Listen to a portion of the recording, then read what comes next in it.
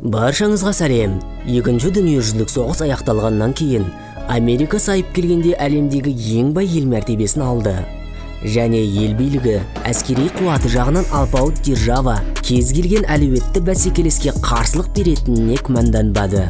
Алайда Үнді Қытайдағы 8 жылға жуық кескілескен шайқастан кейін көптеген ресурстар, ақша мен адам күшіне қарамастан Вашингтон солтүстік Вьетнам әскерінен жеңілді. ақш-тың соңғы жауынгерлік бөлімшелері Вьетнамнан тура 50 жыл бұрын 1973 жылы 29 наурызда шықты. Сонымен олар неге Вьетнамды жеңе алмады? Вьетнам жерінде қандай қиыншылықтарға тап болды? Бүгінгі видеода баяндайтын боламыз.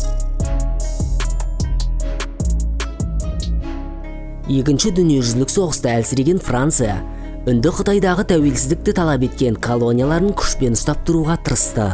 Бірақ нәтиже болмады. 1954 жылғы Женева конференциясының нәтижесінде Вьетнам коммунистік солтүстікке және америкалық оңтүстікке бөлінді. Алайда француздардың кетуімен елдегі қақтығыс аяқталмады. Вьетнамның оңтүстік жартысы коммунистік лагерге қосылады деп қорыққан Вашингтон көп жылдарға созылған және миллиондаған адамдардың өмірін қиған соғысқа араласты.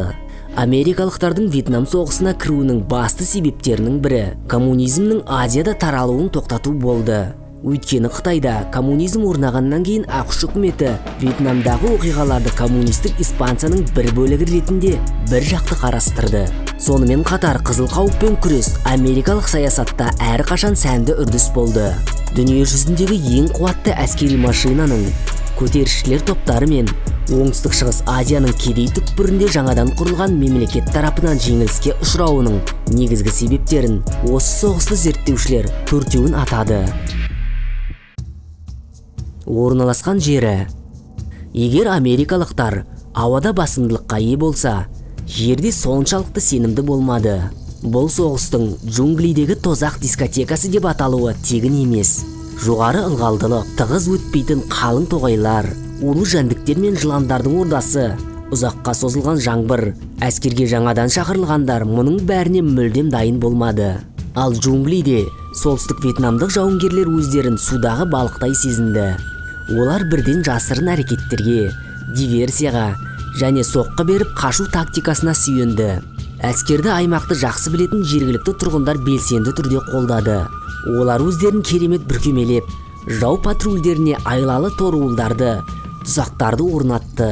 Қасқыр шұңқырлары, тұзақтар, миналар, қақпандар. Бұл америкалықтарды әр қадамда кездестіретін тосын сыйлардың толық тізімі емес. Әуе соққыларынан жасырыну және көмек күштеріне жасырын келу үшін Вьетнам соғыс алаңдарында жерасты туннелдерінің тұтас желісін құрды. Оған ұзын бойлы америкалықтар сыя алмады. Олар мұны әдейі жасады. Штаб-пәтерлер, аурухана, казармалар, азық-түліктер мен оқ-дәрі қоймалары жер астында жабдықталды. Соның бірі Сайгоннан Камбоджа шекарасына дейін 187 километрге созылып жатыр. Атыс құралы. 1965 жылдың наурыз айынан бастап Вьетнамдағы америкалықтар М-14-тің орнына М-16 автоматтарымен қаруланды. Дегенмен, алғашқы айларда көптеген кемшіліктер анықталды. М-16 тез ластанып, шайқаста кептеліп, пайдаланылған патрон гильзасы оқтамада тұрып қалды.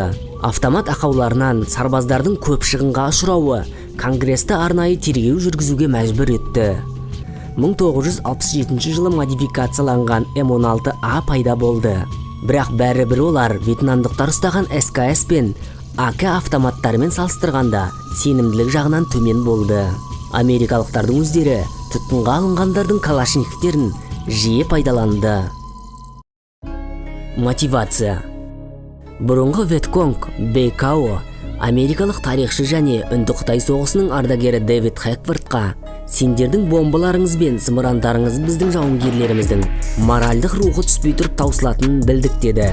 Және ол былай деп қосты: "Иә, біз материалдық жағынан әлсіз едік, бірақ біздің жауынгерлік рухымыз бен ерік жігеріміз сізден күшті болды. Сендердікі емес, біздің соғыс әділ болды. Мұны сіздің жаяу әскерлеріңіз де біледі." Шынында да, солтүстік Вьетнамның сарбаздары мен партизандары үшін америкалықтар басқыншылар. біреудің үйіне қару алып келген шақырылмаған қонақтар болды. Халықтың көзайымы да ақш жағында болмады. Бұған 10 мыңдаған бейбіт тұрғындардың өмірін қиған бомбалауды ұйымдастырған америкалықтардың өздері ықпал етті.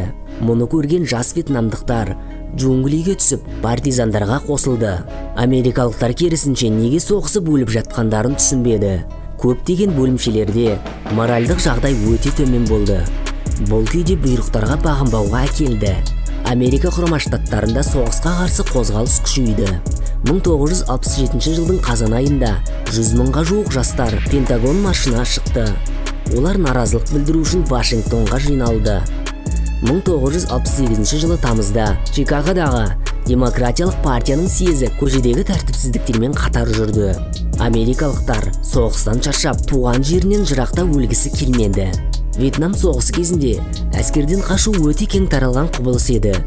Атақты америкалық ауыр салмақтағы боксшы Кассиус Клей мансабының шыңында ислам дінін қабылдап, Америка әскерінде қызмет етпеу үшін Мұхаммед Али есімін алғанын еске алсақ та жеткілікті. Осы әрекеті үшін ол барлық атақтарынан айырылып, 3 жылдан астам жарыстан шеттелген еді. Кеңес үкіметінің және Қытайдың көмегі. Қытайлықтар негізінен экономикалық және адам күшінің көмегін берсе, Кеңес одағы Вьетнамға өзінің ең озық қару-жарақтарын берді. Мәселе есептеулер бойынша КСРО-ның көмегі 8-15 миллиард долларға бағаланды. Ал ақштың қаржылық шығындары қазіргі заманғы есептеулер бойынша 1 триллион ақш долларынан асады. Кеңес одағы Вьетнамға қару-жарақпен қатар әскери мамандарды да жіберді. 1965 жылдың шілдесінен 1974 жылдың аяғына дейін ұрыс қимылдарына Кеңес қарулы күштерінің 6,5 мыңға жуық офицерлер мен генералдары, сондай-ақ 4,5 мыңнан астам солдаты мен сержанттары қатысты. Сонымен қатар, КСРО әскери оқу орындары мен академияларында вьетнамдық әскери кадрларды дайындау басталды. Бұл 10 мыңнан астам адам. Бұл соғыста 58.200 америкалық қаза тауып, тағы 304 мың адам жараланды. Барлығы шамамен 2,5 миллион ақш әскері Вьетнам соғысы арқылы өтті. Осылайша әрбір 10-шы жауынгер өлді немесе жараланды. Америкалықтар үшін ең қандысы 1968 жылдың мамыры болды. Онда бірден 2415 адам қайтыс болды. Қайтыс болған америкалық сарбаздардың орташа жасы 23 жас. 20 жасқа толмағандары 11465 адам. Пәкістан халқы неге өз елінен қашып жатқанын білгіңіз келсе, мына сілтеме арқылы өтіп тамашаласаңыз болады.